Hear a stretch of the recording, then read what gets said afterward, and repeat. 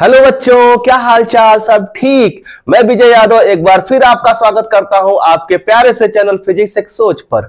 बच्चों, आज का जो हमारा टॉपिक है वो ये है vector form of Coulomb's law. बच्चों, vector form of Coulomb's law बहुत ही इंपॉर्टेंट टॉपिक है। ये सीबीएसई बोर्ड, आईसीएसई बोर्ड में कई बार इस टॉपिक को पूछा गया है। तो ये एक तो पूछा गया है इसलिए ही इंपॉर्टेंट है, और ये वेक्टर फॉर्म पे बहुत सारे न्यूमेरिकल पूछे जाते हैं। तो जब तक हम कूलॉम्स लॉ का वेक्टर फॉर्म ठीक से नहीं पढ़ लेते हैं तब तक हमें जो कॉन्सेप्ट्स ऑफ न्यूमेरिकल्स हैं वो ठीक से नहीं आएंगे। तो चलिए हम स्टार्ट करते हैं vector form of Coulomb's law. आप इसको फोकस होकर पढ़िएगा। तो इस टॉपिक को पढ़ने से पहले कुछ इंपॉर्टेंट बातें हैं जो वेक्टर के फॉर्म में, ये सबको पता होना चाहिए। मुझे उम्मीद है कि सबको पता होगा, लेकिन फिर भी इससे संबंधित जो चीजें हैं मैं एक मिनट में उसको आपको समझा देता हूं। सबसे पहले बच्चों, अगर मान लो कि कोई फोर्स लिखा गया है F इक्वल्स टू 2 न्यूटन, अगर ये 2 न्यूटन लिखा गया है तो आप अभी इसका पता नहीं लगा सकते हैं, केवल इसका मैग्नीट्यूड ये लिखा गया है, इसमें कोई डायरेक्शन का पता नहीं लगा सकते हैं। अगर आपको ऐसा कुछ लिख के मिल जाए F equals to 2I Newton या 2J न्यूटन, 2J या K न्यूटन, अगर इस तरह से कुछ लिखा जाए तो आपको ये पता चल जाएगा कि ये जो फोर्स है ना, ये इसका वेक्टर फॉर्म हो गया और इसका डायरेक्शन किधर की तरफ है। आप जानते हैं बच्चों कि जो x एक्सिस होता है उसका यूनिट वेक्टर क्या होता है? I, जो y एक्सिस होता है उसका j, और जो z एक्सिस होता है उसका k होता है यूनिट वेक्टर। तो इसका मतलब ये है कि ये जो फोर्स लग रहा है बच्चों वो किसके डायरेक्शन में लग रहा है? ये जो फोर्स x एक्सिस के डायरेक्शन में रख रहा है, इसलिए इसके आगे किससे मल्टीप्लाई हुआ है? यूनिट वेक्टर से। तो बच्चों इसमें यूनिट वेक्टर हमें जानते रहना चाहिए कि कोई भी मैग्नीट्यूड हो, अगर यूनिट वेक्टर से उसे मल्टीप्लाई हो जाएगा तो वो वेक्टर फॉर्म में बन जाएगा। दूसरी इंपॉर्टेंट चीज बच्चों, जब यूनिट वेक्टर के बारे में हमने पढ़ा था, यूनिट वेक्टर किसी चीज का होता क्या है? मान लो बच्चों कोई एक हमारा ये रेडियस वेक्टर है, या आप इसको कह सकते हैं कि कोई डिस्प्लेसमेंट वेक्टर है, तो इसको हम आर कैप से रिप्रेजेंट करते हैं, और इसका जो फॉर्मूला होता है वेक्टर आर अपान में इस वेक्टर का जो भी मैग्नीट्यूड हो बटे में आर, इसको हम कह देते हैं यूनिट वेक्टर। तो यूनिट वेक्टर आपको पता होना चाहिए। और तीसरा, एडिशन ऑफ वेक्टर्स के बारे में पता होना चाहिए। ट्रायंगल रूल होता है, पैरेललोग्राम रूल होता है, पॉलीगन रूल होता है, लेकिन उसमें से हम ट्रायंगल रूल का यूज करेंगे। तो यहाँ पे ट्रायंगल रूल से कैसे हम दो वेक्टरों को जोड़ते हैं उसको हम देख लेते हैं बच्चों। मान लीजिए ये एक वेक्टर A है और ये दूसरा वेक्टर B है। अगर इसको जोड़ना है तो हम कैसे जोड़ते हैं बच्चों? ये एक वेक्टर हमने एक सेम फॉर्म में बना लिया। अब इस वेक्टर को हम ऐसे जोड़ते हैं जैसा ये है उसी डायरेक्शन में इसको लेकर जाते हैं, इसके हेड से इसके टेल को जोड़ते हैं कुछ ऐसे। ये इधर की तरफ है, इसका डायरेक्शन हमने इधर की तरफ दिखा दिया थोड़ा सा, और ये ऊपर की तरफ है कुछ ऐसे। ये A है, ये वेक्टर V है। अब इसका जो रिजल्टेंट वेक्टर होता है इन दोनों का, वो कैसे होता है? जो ये इस ट्रायंगल का क्लोजिंग साइड होता है इन दोनों के अपोजिट ऑर्डर में, ये इसका रिजल्टेंट वेक्टर होता है। तो R इक्वल टू क्या हो जाएगा बच्चों? A प्लस B हो जाएगा। अगर ये होता है वेक्टर एडिशन का ट्रायंगल रूल। अगर आपको कहीं ऐसा कुछ दिया हो बच्चों इस तरह से, मान लीजिए कोई एक वेक्टर A है, एक ट्रायंगल में ये दूसरा वेक्टर B है, सपोज कीजिए कि ऐसा ये दिया गया है, ये वेक्टर B है और एक तीसरा वेक्टर कुछ ऐसा दिया गया हो, ये वेक्टर C है, और आप पूछा जाए कि इससे आप वेक्टर एडिशन रूल का फार्मूला लिख दीजिए, तो आप इसमें क्या सोचेंगे? इसका अगर यूज करेंगे तो देखेंगे जो इसको क्लोज कर रहा है, जो बाकी दो वेक्टरों के अपोजिट ऑर्डर में है, वो वेक्टर बराबर है उन दोनों वेक्टरों के सम के। जैसे यहां पे देखिए ये R क्लोज कर रहा है तो ये A और B के अपोजिट ऑर्डर में है, तो ये R बराबर A प्लस B है। वैसे यहां पे अगर हम लिखें तो ये क्या लिख देंगे वेक्टर C को? यहां पे ध्यान से देखिए बच्चों, ये वेक्टर C और वेक्टर B एक ऑर्डर में, और ये A इसको क्लोज कर रहा है, तो यहां पे ये फॉर्मूला बन जाएगा A equals to C plus B का। तो आप कहीं भी ऐसे किसी ट्रायंगल में कोई वेक्टर इस तरह से कुछ ना कुछ किसी ऑर्डर में है, तो जो दो एक साइड में है उनको जोड़ दीजिए, और तीसरा जो अपोजिट साइड में है उनके अपोजिट ऑर्डर में है उसके बराबर में लिख दीजिए। आप क्या कर सकते हैं? उसका ट्रायंगल एडिशन रूल के हिसाब से आप उस फॉर्मूले को लिख सकते हैं। तो ये तीन बातें खास थी इसको जानने के लिए। अगर इतना जानते हैं तो आपका 4 लाइन में आप कूलॉम्स लॉ को वेक्टर फॉर्म दे सकते हैं। तो चलिए हम देखते हैं।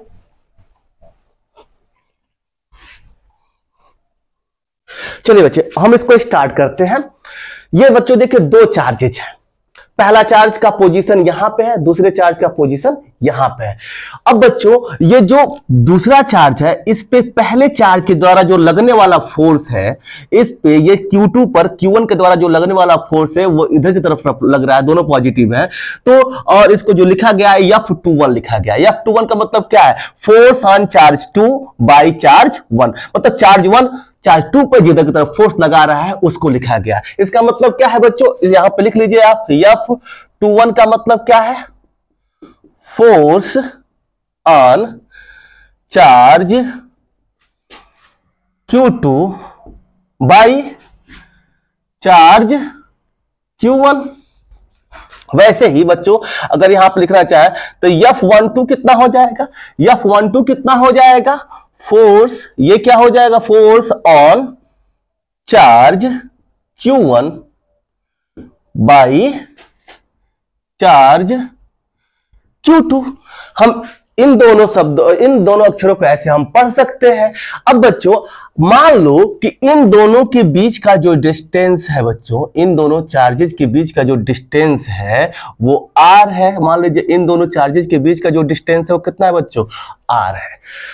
अब मैं कहूं कूलॉम लॉ का यूज करते हुए इन दोनों वेक्टरों के बीच का जो फोर्स लग रहा है उसका मैग्नीट्यूड आप क्या कर दीजिए, लिख दीजिए। तो कूलॉम्स लॉ के अनुसार अगर हम इन दोनों के बीच का जो फोर्स लिखेंगे वो क्या होगा बच्चों? F इक्वल्स टू हो जाएगा, F equals to 1/4 pi epsilon naught Q1 Q2 upon R square. आप देख सकते हैं कि पहला चार्ज Q1 है, दूसरा चार्ज Q2 है, दोनों के बीच का डिस्टेंस R है। तो हम कूलॉम्स लॉ के द्वारा फोर्स क्या लिख सकते हैं? F equals to 1/4 pi Q1 Q2 upon में जो डिस्टेंस होता है उसका स्क्वायर लिख देते हैं। तो ये तो सिंपल मैग्नीट्यूड हुआ। अभी आपको मैंने समझाया कि अगर ये F इक्वल्स टू 2 न्यूटन लिखे हैं तो ये अभी वेक्टर फॉर्म नहीं है बच्चों। इसको वेक्टर फॉर्म देने के लिए अगर इसको वेक्टर इधर लिखना है तो इधर किसी ना किसी यूनिट वेक्टर से मल्टीप्लाई करना पड़ेगा, तभी उसका डायरेक्शन मिलेगा। तो ये जो हमने लिखा केवल इन दोनों चार्जेस के बीच लगने वाला फोर्स का मैग्नीट्यूड लिखा है। अब इसका डायरेक्शन देने के लिए हमें कोई ना कोई तो डायरेक्शन देना पड़ेगा, कोई ना कोई यूनिट वेक्टर तो लिखना ही पड़ेगा बच्चों। तो चलिए हम देखते हैं कि इसको कैसे हम वेक्टर फॉर्म दे सकते हैं। अगर बच्चों हमें लिखना हो इस बात को, मान लीजिए कि इस पे दो फोर्स लग रहा है, एक फोर्स Q2 पर लग रहा है Q1 के द्वारा, एक फोर्स Q1 पर लग रहा है Q2 के द्वारा। तो Q2 पर लग रहा है जो फोर्स उसको हम पढ़ रहे हैं force on charge Q2 by charge Q1, F21 है। और ये F12 क्या है? Force on charge 1 by charge 2 है। तो अगर इनमें से किसी एक को हमें लिखना है, मतलब इसका वेक्टर फॉर्म देना है, तो देखिएगा ध्यान से हम कैसे लिख रहे हैं। सपोज करो कि इसको हम F21 लिखना है, इसी को F21, ये हम इधर इसका वेक्टर फॉर्म दे दिया, हम F21 को लिखना है, इस वाले वेक्टर को हम लिख रहे हैं। तो हम कैसे लिख देंगे बच्चों? इसको ध्यान से समझिएगा। इधर तो हमने वेक्टर दे दिया, इधर हम पहले क्या लिख ले? इसका मैग्नीट्यूड जो होगा, इतना इसका मैग्नीट्यूड होगा 1/4 pi epsilon naught Q1 Q2 upon में R स्क्वायर।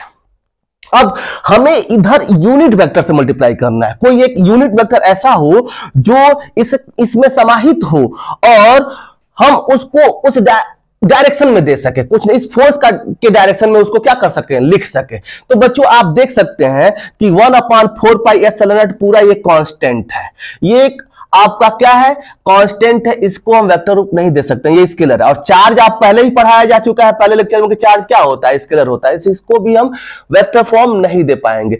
यहां पे जो R है, जो इसको डिस्प्लेसमेंट के रूप में हम इसको वेक्टर फॉर्म में क्या कर सकते हैं? रिप्रेजेंट कर सकते हैं। तो बच्चों अब यहां पे चूंकि हम इस फोर्स को जो इधर की तरफ काम कर रहा है, इस फोर्स को निकाल रहे हैं, तो यहां पे ये जो आपका डिस्प्लेसमेंट वेक्टर होगा इसका डायरेक्शन हमें किधर देना पड़ेगा बच्चों? जिधर की तरफ ये फोर्स लग रहा है उधर की तरफ ही देना पड़ेगा। तो यहां पे अब ये जो हम डिस्प्लेसमेंट वेक्टर लिखने जा रहे हैं वो इसी R को लिखने जा रहे हैं और इसका इधर की तरफ एक डायरेक्शन दे देंगे। तो यही R अब एक वेक्टर की तरह से काम करने लगेगा और इसको हम कैसे लिख सकते हैं बच्चों? R यहां 2 1 है तो इसको भी 2 1 रिप्रेजेंटेशन के रूप में दे सकते हैं कि हमने किधर से किधर चला, चार्ज 1 से चार्ज R2 की तरफ चला है और इसको R21 हमने क्या कर दिया, लिख दिया। अब बच्चों ये तो एक वेक्टर है, लेकिन इसका यूनिट वेक्टर बनाने के लिए आपको क्या करना पड़ेगा, इसका एक्चुअली मैग्नीट्यूड कितना था, यही तो R था मैग्नीट्यूड। अब इसका वेक्टर फॉर्म दिया तो इसके ऊपर एक क्या लगा दिया, एरो लगा दिया है, तो इसका मैग्नीट्यूड क्या है, R है, और ये जो वेक्टर बना वो R21 बना। तो इसका अगर यूनिट वेक्टर अगर आपको लिखना है बच्चों, अगर R कैप लिखना है, R21 कैप लिखना है, तो R21 कैप का मतलब क्या कितना हो जाएगा, R21 वेक्टर बटे में इसका जो मैग्नीट्यूड R है, तो ये यूनिट वेक्टर हो जाएगा। तो बच्चों अब आप इसको कैसे वेक्टर फॉर्म दे सकते हैं, अभी आपने देखा कि ये F = 2 न्यूटन था, इसको वेक्टर फॉर्म देने के लिए यहां पे यूनिट वेक्टर से मल्टीप्लाई किया गया है। तो यहां पर अब इस R के यूनिट वेक्टर से यहां पे हमें क्या करना पड़ेगा, मल्टीप्लाई करना पड़ेगा, तो इसका वेक्टर फॉर्म हो जाएगा। तो अब इस R का यहां पे यूनिट वेक्टर क्या है, R21 होगा बच्चों, ये R21, और इसका यूनिट वेक्टर से मल्टीप्लाई कर देंगे तो इसका वेक्टर रूप हो गया। यहीं पे आप चाहे तो इसको वेक्टर रूप दे दिए, आपको इतना ही काम करना था। अगर इतना आप समझ गए हो तो आपने समझिए कि आपका काम पूरा हो गया। अब इसमें 2-4 लाइन और बढ़ाना है, और इसको कैसे और भी चीजें इसमें की जाती है उसको हम आपको समझाते हैं। तो चलिए बच्चों, अब यहाँ पे F21 को और भी आगे 2-4 स्टेप में और भी कैसे एक्सटेंड करते हैं उसको हम देख लेते हैं। F21 इक्वल्स टू क्या हो जाएगा, 1/4 pi epsilon naught Q1 Q2 upon R square, और इनटू ये क्या हो जाएगा बच्चों, इस R21 कैप का मान अभी आपने देखा कि यहां पे इस R21 की वैल्यू क्या है, यहां पे R21 की वैल्यू आपने अभी देखा कि R21 यूनिट वेक्टर के का जो मान है वो R21 अपान में R है। तो इस वैल्यू को हम यहां पे क्या कर सकते हैं, पुट कर सकते हैं, वेक्टर R21 अपान में R। अब बच्चों इसको कैसे लिख सकते हैं, यहां पे F21 vector equals to 1/4 pi epsilon naught, और इनटू में Q1 Q2 अपान में, देखिए यहां पे ये भी मैग्नीट्यूड है और ये भी मैग्नीट्यूड है, दोनों से मल्टीप्लाई होगा तो क्या हो जाएगा, R³ हो जाएगा बच्चों। लेकिन यहां पे इस R21 को हम क्या लिख सकते हैं, थोड़ा सा इसके बारे में हमें सोचना पड़ेगा कि ये R21 क्या हो सकता है। तो बच्चों अभी आपको बताया गया कि अगर कोई एक ऐसा कोई 3 वेक्टर किसी एक ट्रायंगल के रूप में जुड़े हुए हों, एक वेक्टर A है, ये एक वेक्टर B है, और ये इसका क्लोजिंग साइड R है, तो जो ये क्लोज कर रहा है, ये दो जो सेम ऑर्डर में है A प्लस B, इनका जो सम होगा इस क्लोजिंग वेक्टर के क्या हो जाता है, बराबर हो जाता है। ये वेक्टर में आपको पढ़ाया गया था कि R इक्वल टू क्या हो जाएगा, vector A plus vector B। अब यहां पे अगर आप देखें तो बच्चों इस Q1 चार्ज का जो पोजीशन वेक्टर होगा, कहां से कैसे लिखता है, जो आपका ओरिजिन होता है वहां से किसी पॉइंट का जो वेक्टर होता है उसको हम कहते हैं पोजीशन वेक्टर। सपोज कीजिए कि ये जो पहला वेक्टर Q1 है, इसका जो पोजीशन वेक्टर है वो क्या है, R1 है, और इस ये जो चार्ज Q2 है इसका जो पोजीशन वेक्टर है बच्चों वो सपोज कीजिए कि R2 है, इसका जो पोजीशन वेक्टर है वो कितना है, R2 है।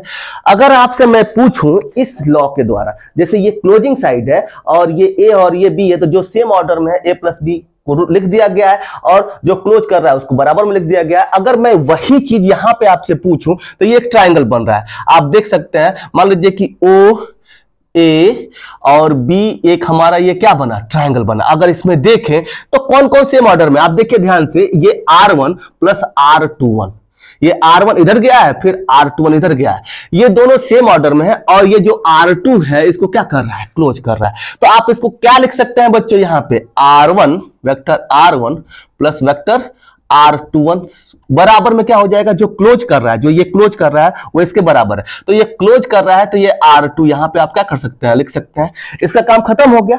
अब यहीं से इस R21 वेक्टर की वैल्यू आपको मिल जाएगी, तो R21 वेक्टर का जो यहां पे वैल्यू हो जाएगा बच्चों, यहां R21 का जो मान लिख सकते हैं, यहां पे R21 वो कितना हो जाएगा बच्चों, इस R1 को उधर लेकर चले जाओ तो R2 माइनस में R1 हो जाएगा, ये R2 माइनस में R1, तो यहां पे R21 की वैल्यू वही हम क्या कर सकते हैं, पुट कर सकते हैं। तो यहां पे क्या हो जाएगा, vector R2 minus vector R1। यही इसका क्या हो जाता है, वेक्टर फॉर्म हो जाता है।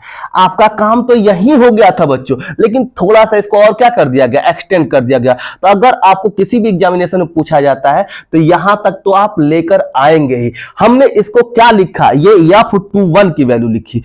अब आपसे अगर ऐसा ही यहां पे आप चाहें तो लिख सकते हैं कि यहां पे R21 को ही लिखा गया, यहां से R21 की वैल्यू निकाली गई, R21 को वेक्टर R2 माइनस R1 लिखा गया है R21 के स्थान पे। अगर बच्चों अगर आपसे पूछा जाए इसी तरह से सिमिलरली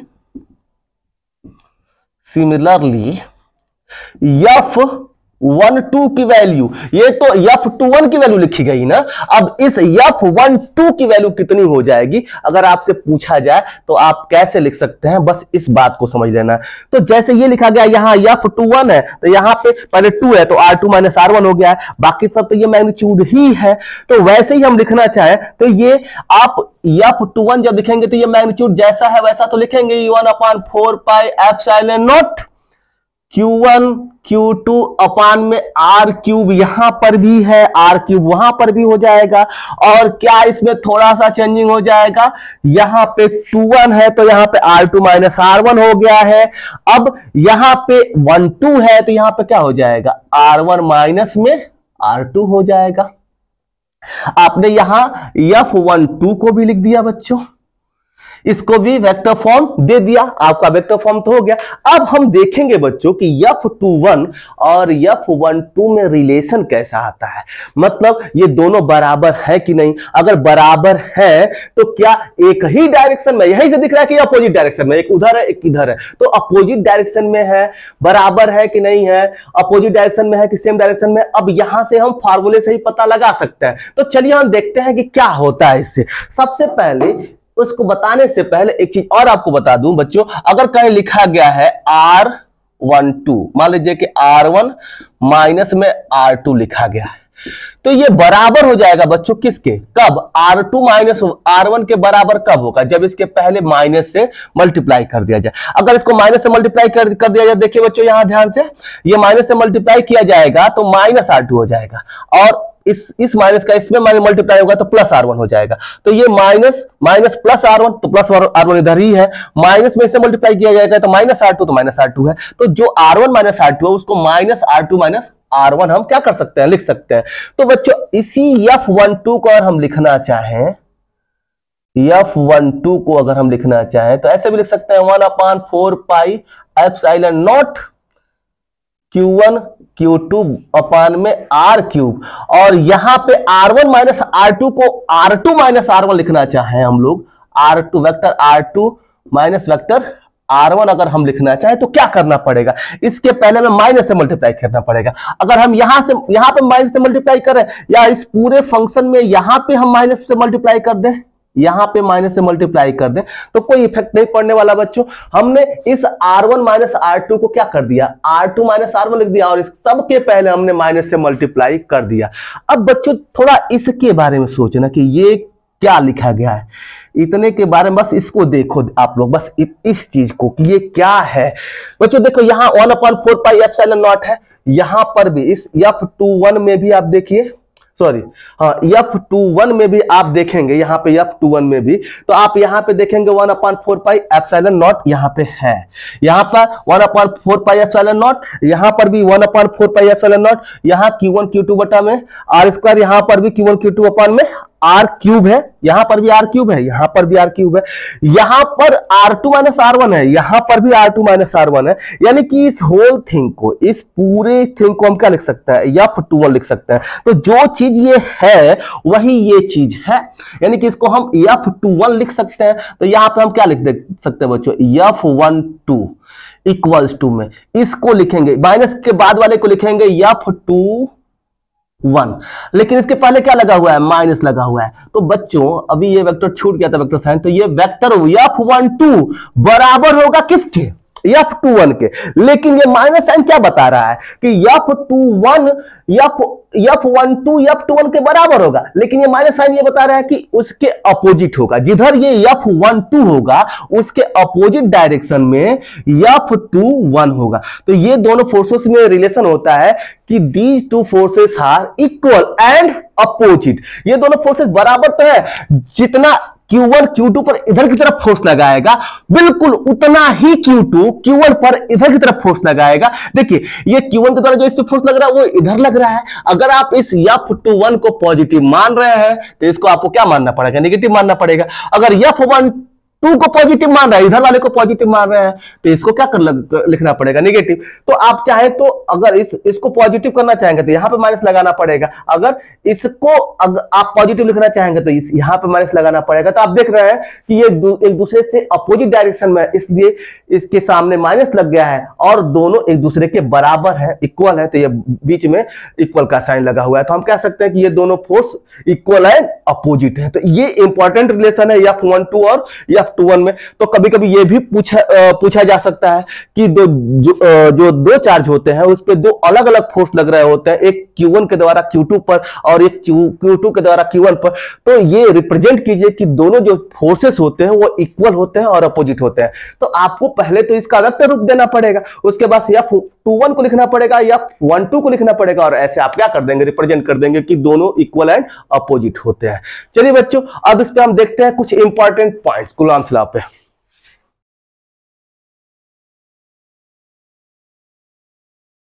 बच्चों अब हम देखेंगे some important points on Coulomb's law. These are the three important points on Coulomb's law.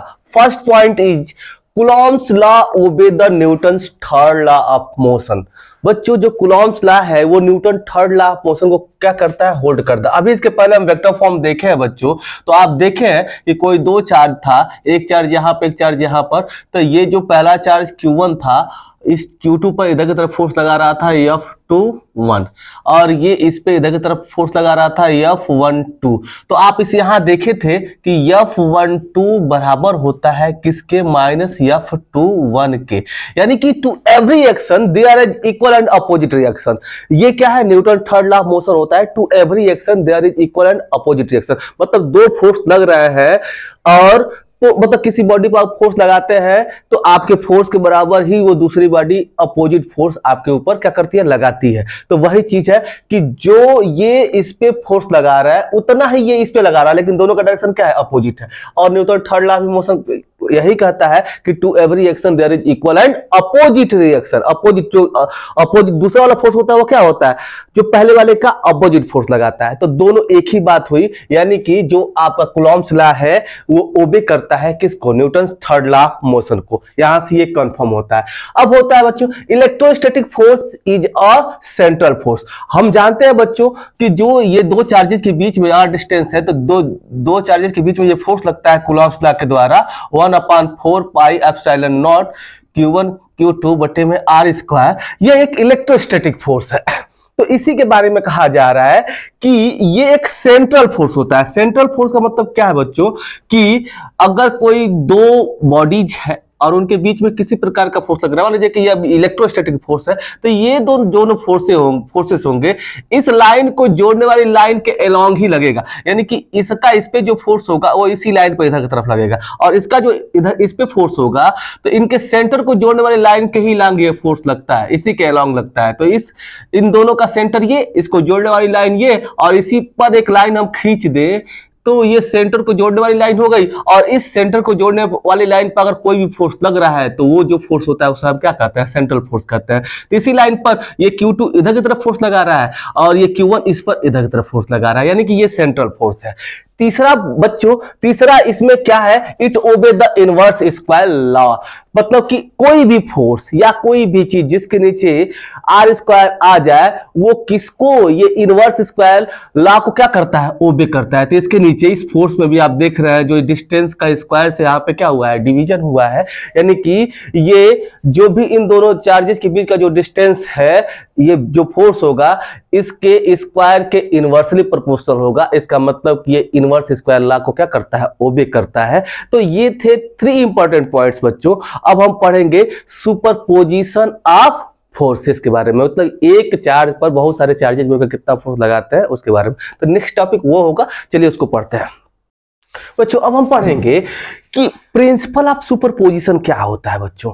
Principle of superposition का मतलब क्या है कि बहुत सारे चार्जेस के द्वारा किसी एक चार्ज पर अगर फोर्स लगाया जा रहा है तो इस चार्ज पर टोटल फोर्स कितना हुआ, इन टोटल फोर्सेस का vector form he superposition, principle of superposition कहलाता है बच्चों। अब क्या होता है ये सुपरपोजिशन, सपोज कीजिए कि बच्चों ये क्यू चार्ज है और ये Q1 चार्ज है, तो ये इस पे किधर किधर फोर्स लगाएगा, F1 फोर्स इधर किधर लगाएगा। ये Q2 है तो इस पे F2 फोर्स इधर किधर लगाएगा। Q3 है, इस पे F3 फोर्स इधर किधर लगाएगा। ऐसे ही बहुत सारे ये चार्जेज है और ये Q1 चार्ज है और Q1 चार्ज इस पे जो फोर्स लगा रहा है वो इधर की तरफ लगा रहा है। तो अब इस पे टोटल फोर्स कितना हुआ और उस टोटल फोर्स को हम कैसे लिखेंगे, तो उसको प्रिंसिपल ऑफ सुपरपोजिशन के फॉर्म में लिखा जा सकता है बच्चों। तो total force on a charge by a number of charges can be written as the algebraic sum of all the forces acted on that charge, and this is called principle of superposition. This is called principle of superposition. तो superposition क्या है बच्चों कि इस पे total force, suppose कीजिए कि F लग रहा है तो इस F को हम क्या लिख सकते हैं, इस पे जितने भी फोर्सेस लग रहा है उसके अलजेब्रिक सम के फॉर्म में हम लिख सकते हैं। तो टोटल फोर्स या फिर क्या लिख सकते हैं, F1 plus F2 plus F3 plus dot dot dot Fn लिख सकते हैं। अब बच्चों अगर इसका मैग्नीट्यूड लिखा जाए, मतलब कि इन सारे फोर्सेस को अगर हम लिखें तो कैसे लिखेंगे बच्चों, अगर हम इसको वेक्टर फॉर्म में हमने लिखा ही तो F इक्वल टू क्या हो जाएगा, इसका K, पहले K 1/4 पाई एप्सिलॉन नॉट को ही K कहेंगे, Q1 Q2, तो Q1 का स्थान पे Q1 है, Q2 का स्थान पे Q है, तो Q1 Q अपान में डिस्टेंस कितना है बच्चों, इसका R स्क्वायर है। अगर आप ये लिखना चाहें, मतलब R स्क्वायर लिखना चाहे, इसको वेक्टर रूप देना चाहे तो यहाँ R जो यहाँ पे डिस्टेंस है R1 स्क्वायर है तो R1 का कैप लिख देंगे। यहाँ पे K क्या हो जाएगा, K ये Q2 है और वो Q है तो Q2 Q अपान में R2 का स्क्वायर और R2 कैप लिख देंगे। ऐसे ही प्लस K Q3 Q अपान में R3 स्क्वायर, और यहाँ पे इसको वेक्टर रूप देने के लिए यूनिट वेक्टर से मल्टीप्लाई हो जाएगा R3 के, प्लस डॉट डॉट डॉट यहाँ पे क्या लिख देंगे, Qn है, लास्ट में ये Qn है, Q1 की वजह से इस पे जो फोर्स लग रहा है Fn की वैल्यू जो लिखा जाएगा Qn Q, इस Q पर ही लिखा जा रहा है, तो ये क्या हो जाएगा, K आगे इसके लगेगा, हर जगह K लग रहा है तो K, अब ये क्या हो जाएगा, आर्यन स्क्वायर इंटू आर्यन का यूनिट वेक्टर।